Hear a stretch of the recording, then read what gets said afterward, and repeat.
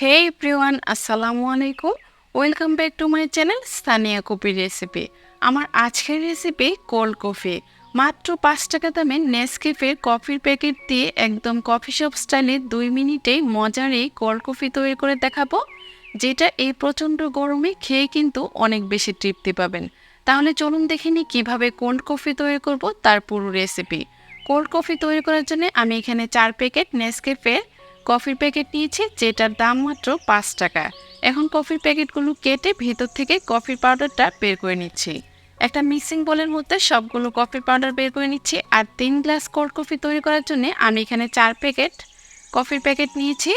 এখন 2 টেবিল চামচ পরিমাণ হালকা কুসুম গরম পানি দিয়ে কফিটাকে খুব ভালোভাবে গুলিয়ে নিচ্ছি। এই তো কফিটা পানির সাথে খুব ভালোভাবে মিক্সড করা হয়ে গিয়েছে। এটা এখন একপাশে সরিয়ে রাখছি। আর আমি এখানে নিয়েছি আগের থেকে জাল করে রাখা 4 কাপ লিকুইড মিল্ক, যেটা জাল করে ঠান্ডা করে ফ্রিজে রেখে আমি এরকম বরফ করে নিয়েছি।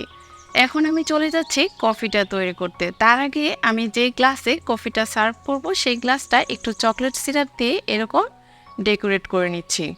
হাতের কাছে থাকলে করবেন, না থাকলে না করলেও চলবে, কারণ এটা একেবারেই অপশনাল। এখন এটা একপাশে সরিয়ে রাখছি। সরাসরি ব্লেন্ডারের জগে উপকরণগুলো নিয়ে নিচ্ছি। দিয়ে দিচ্ছি আগের থেকে বরফ করে রাখা দুধ, আর দিয়ে দিচ্ছি 3 টেবিল চামচ পরিমাণ চিনি। তবে চিনির পরিমাণটা স্বাদ অনুযায়ী এখানে বাড়িয়ে বা কমিয়েও নিতে পারেন। আর দিয়ে দিচ্ছি আগের থেকে গুলিয়ে রাখা কফি। এখন ব্লেন্ডারের জগে ঢাকনাটা লাগিয়ে 2 মিনিটের মতো এটাকে ব্লেন্ড করে নিচ্ছি। এই তো কফিটা ব্লেন্ড করা হয়ে গিয়েছে। এখন ব্লেন্ডারের চোখে ঢাকনাটা খুলে আমি দেখিয়ে দিচ্ছি একদম কফি শপে যেভাবে কফিটা সার্ভ করে দেখতে যেরকম হয় ঠিক সেরকমই কিন্তু এই কফিটা হয়েছে। আর খেতেও কিন্তু খুবই মজার হয়েছিল।